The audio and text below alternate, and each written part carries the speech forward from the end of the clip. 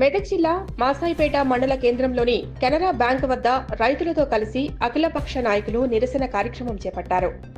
ప్రభుత్వం ప్రకటించిన 2 లక్షల లోపు రుణమాఫీ అయిన రైతులకు తిరిగి రుణాలు ఇవ్వకుండా సివిల్ స్కోర్ ఉన్న రైతులకు మాత్రమే రుణాలు ఇస్తామని బ్యాంకు మేనేజర్ ఇబ్బంది పెడుతున్నారని ఆగ్రహం వ్యక్తం చేశారు. గతంలో ఉన్న పంట రుణాలే కాకుండా ఇతర రుణాలను కూడా చెల్లించాలని రైతులను ఇబ్బందులు పెడుతున్నారని వారు అన్నారు. కెనరా బ్యాంక్లో పెద్ద ఎత్తున అవకతవకలు జరుగుతున్నా అధికారులు పట్టించుకోవడం లేదని ఆగ్రహం వ్యక్తం చేశారు.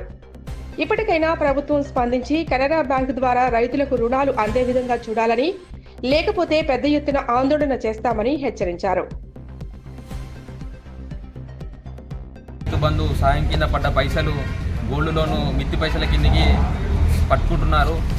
ఈ పైసలు వెంటనే రైతులకు ఆ విధంగా రైతు పెట్టుబడి సాయం కింద వచ్చిన పైసలు ఇవ్వాలని చెప్పి బీజేపీ తరఫున కోరుతున్నాము.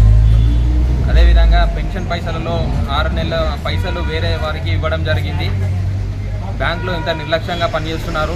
వెంటనే అధికారులు స్పందించి వారిపై చర్యలు తీసుకోవాలని చెప్పి బీజేపీ తరఫున డిమాండ్ చేస్తూ ఉంటాము. రైతులకు పంట క్రాప్ లోన్లకు ఎలాంటి సిబిల్ అవసరం లేదు. అలా అయినా అని సామాన్య రైతులకు లోన్లు ఇవ్వడం లేదు. సామాన్య రైతు కుటుంబాలకు వెంటనే లోన్లు ఇవ్వాలని చెప్పి